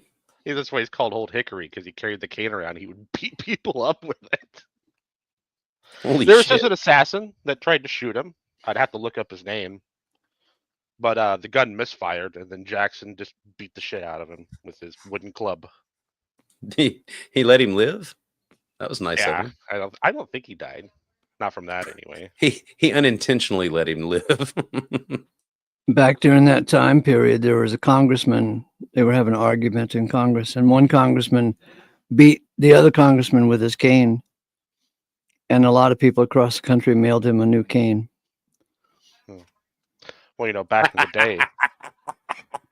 day, there was a congressman that went on the campaign trail for his cousin, and they barred him from campaigning in the South because they were afraid he was going to kill so many slave owners that it would be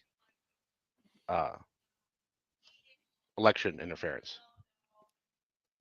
Well, yeah, one of my personal heroes, Cassius Clay. What was his name? Cassius Clay. He's the guy that the boxer was named after. Oh. I don't care about the boxer. I think the boxer's an asshole. Mm-hmm. Hey guys, I want to go ahead and bow out because I need to go show Hillary some support. But Ace, I appreciate your hospitality. It was good seeing you. Bye-bye. Oh, is Hillary Sir? streaming? Yeah, he's breaking down Smoky Saints, whatever. Ah, Oh, okay. I'm sorry, Ace. I have to go too. I have to make wood chipper jokes. Oh. All right, See you love later, Ace. alligator. Bye-bye. Bye.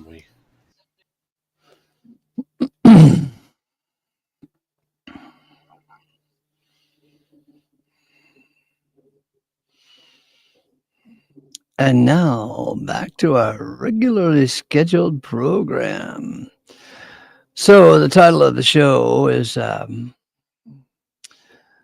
just a consideration of all the places where the word Aion shows up in the adjective form. Put it on the screen here so you can see it. There we go.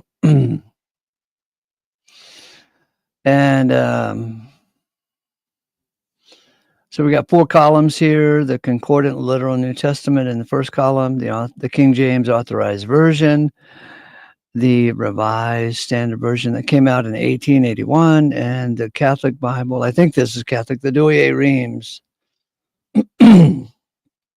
And to show how each Bible translation handled the adjective form. So the various translations regarding Aionian, I don't know which, let's see. Well, anyway, so we got this, we got Aionian, age abiding, long ages, the ages, past ages, periods, past ages, remote age times, commencement, eternal, eternally, eternity, and everlasting. And those are in a variety of Bible translations, but there's only 4 here on the screen.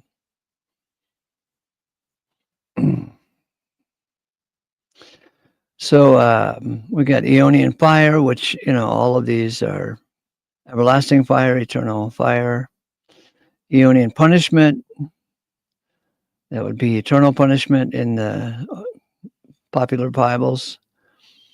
We've got Eonian tabernacles in the Concordant Version.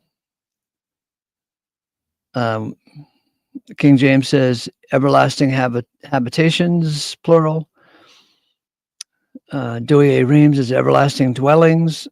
We get a whole bunch of them that are just Eonian life, and then you get the usual everlasting life or eternal life in these other 3 versions. Oh, I see how it's going. It's not just a column of 4. It's since the book was published, and the book has 2 sides. On the next side, it carries on to the Rotherham's version, Weymouth version, 20th century version, the Moffat version. Okay, now I understand why all of these variously translated words are up here, because they do cover all 8 translations. including Rotherham, Weymouth, and 20th Century and Moffat. Oh, look. And so across on the other page, they had final, forever, heavenly. Heavenly was let me make sure this is highlighted in yellow. Heavenly is a translation of the adjective Aion. That's weird. Let me get a pointer tool so you can follow along.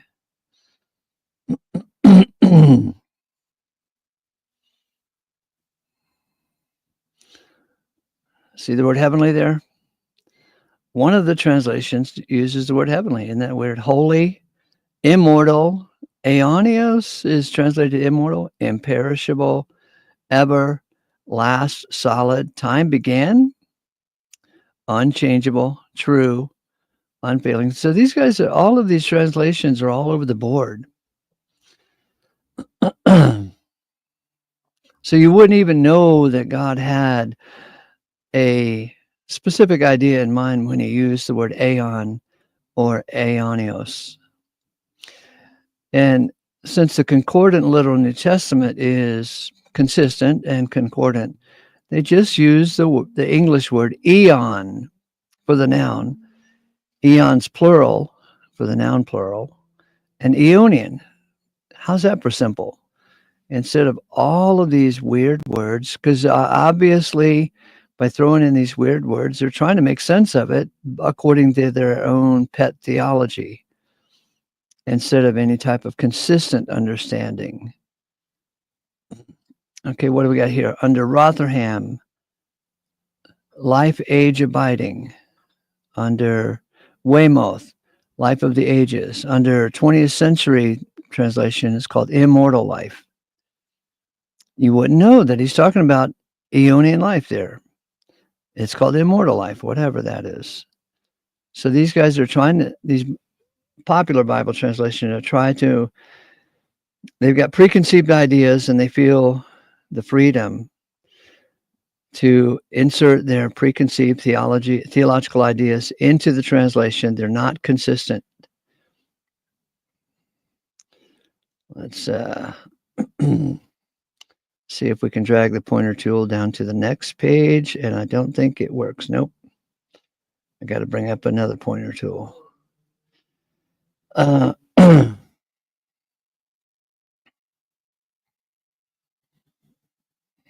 Each page gets its own pointer tool. Okay, we're back to the left page, Concordant Version, King James, Revised, and Douay Rheims. End times Eonian. Okay, this is Romans 16:25. End times Eonian. King James says, since the world began. Right there. Since the world began. I guess SC would mean Schofield in the margin. SC in the margin. Schofield in the margin says, ages everlasting instead of times Eonian.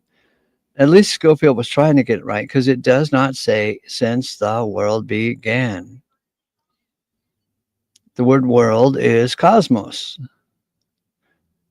In Romans 16:25, the word cosmos is not there.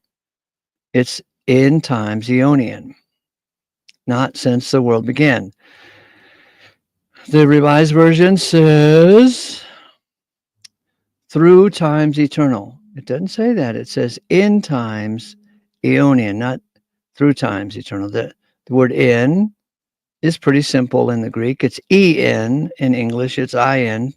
This is a different preposition. Through would be what?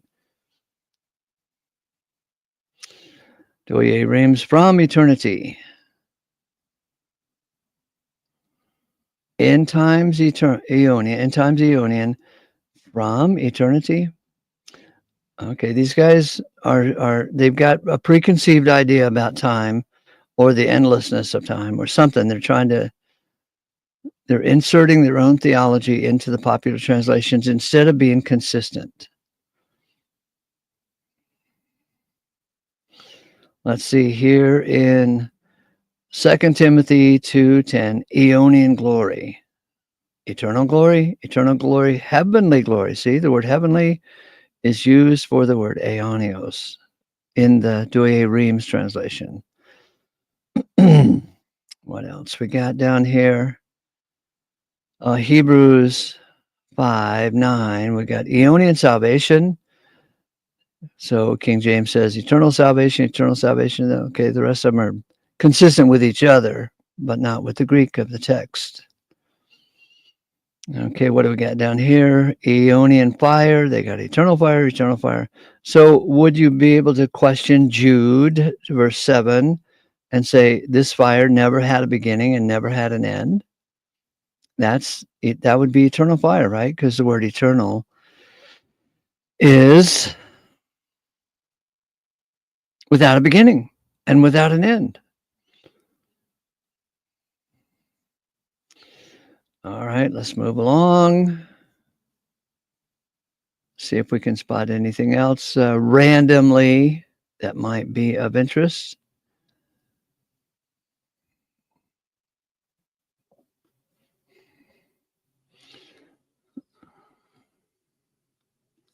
Okay, over here in Galatians, we got life, age abiding. Oh, we're on Rotherham's. See, we're on the right side of the page. Rotherham's, Weymouth, 20th century translation, the Moffat. So regarding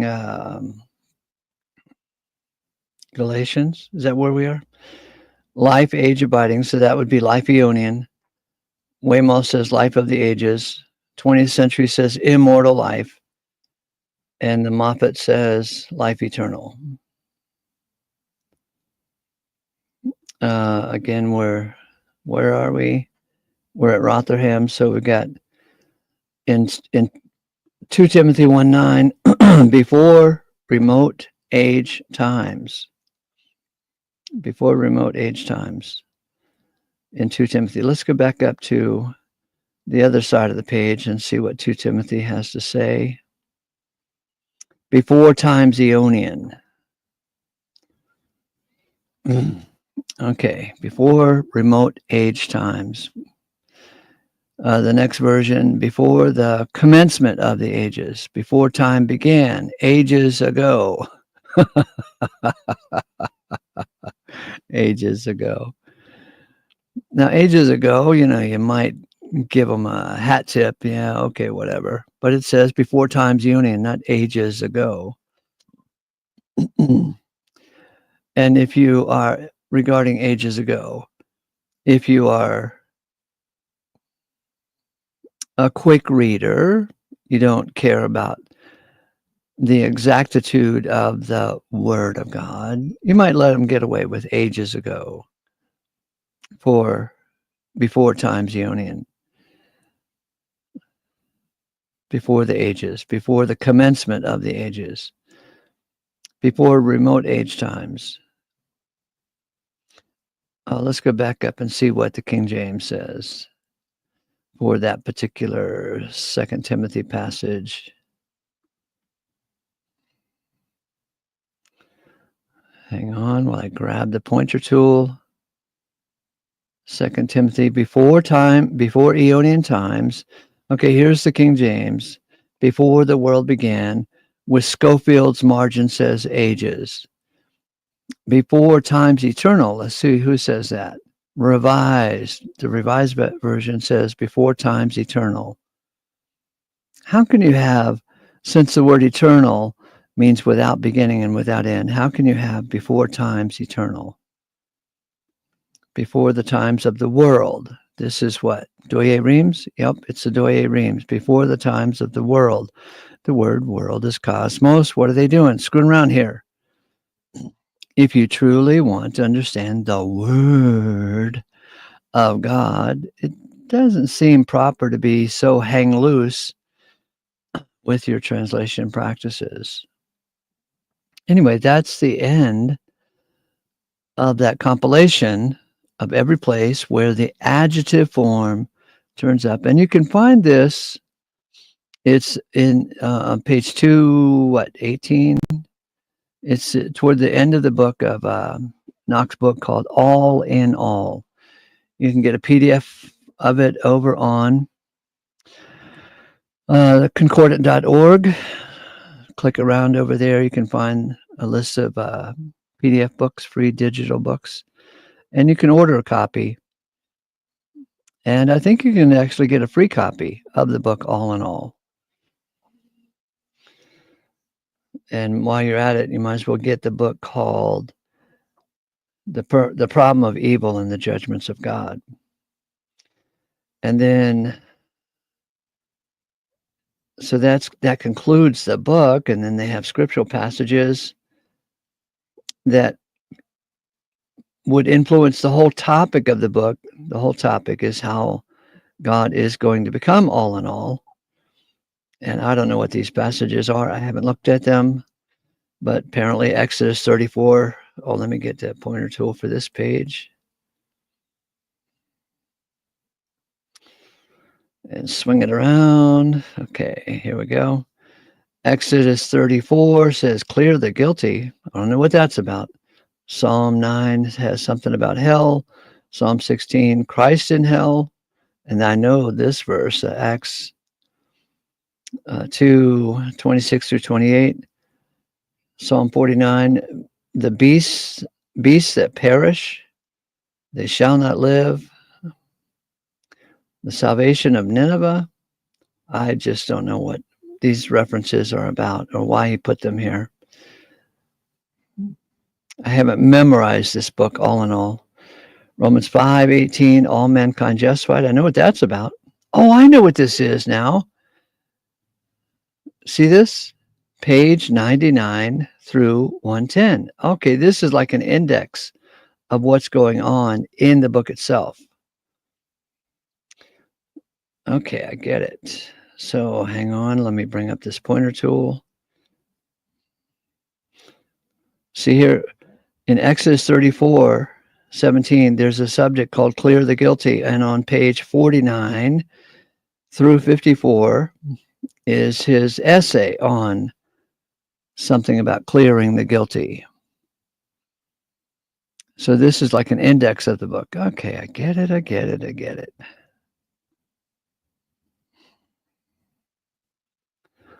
So hang on.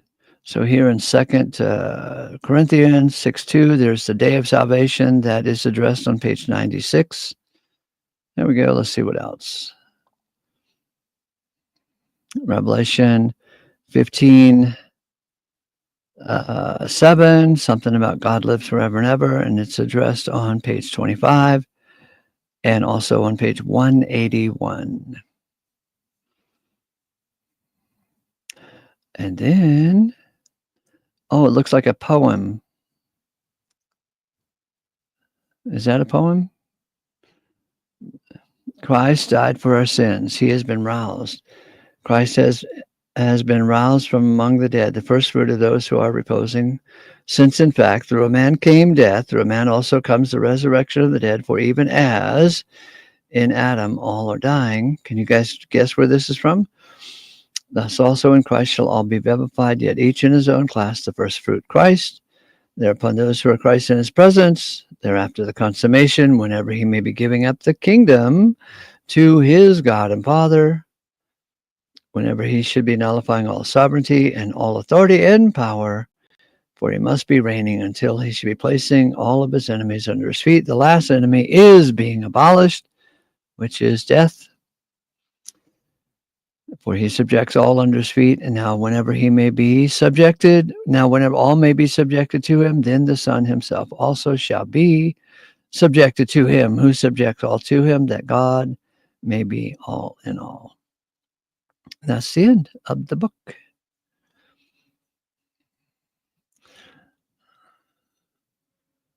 So I'll scroll up to the top. There's the lovely graphics for the cover. We'll look at the table of contents. See if I can entice you to check out the book for yourself. Preface introduction: is punishment everlasting? Does the Bible teach? What does the Bible teach about hell? Will unbelievers be annihilated? The meaning of destruction. Let's see if I can grab this. Yeah, the meaning of destruction, the salvation of all, the justification of all mankind, the vivification of all mankind, the Savior's exaltation. That ought to be a good chapter. I bet we've read it on this channel before. The reconciliation of all in all, and then we go through a couple of appendixes regarding Eonian times, Aeon in the singular, Aeon in the plural, and the adjective Aeon, which we just looked at, I think. And then the consummation of the eons on page 203. And then there's a discussion of endlessness. And then the next appendix is the rendering of Aeon and Eonian in selected versions. That's what we looked at, right? Then scriptural passages on page 221, and that's it. So the opening line is really precious of this book. The blood of Christ is the basis of all blessing. The purpose of God determines human destiny. It does not depend on our deserts. The plan or process of God during the eons or ages must be distinguished from his purpose, which will not be fully accomplished until the eons are past. Herein lies the difference between the teaching of the scripture and the accepted creeds of Christendom. Sin and suffering, condemnation, and death endure for the eons, not forever. Okay. How's that for an ending? I will close up shop, put in the after show link for you guys who want to come in real quick right now, and then exit stage right. Grace to you. Bye for now.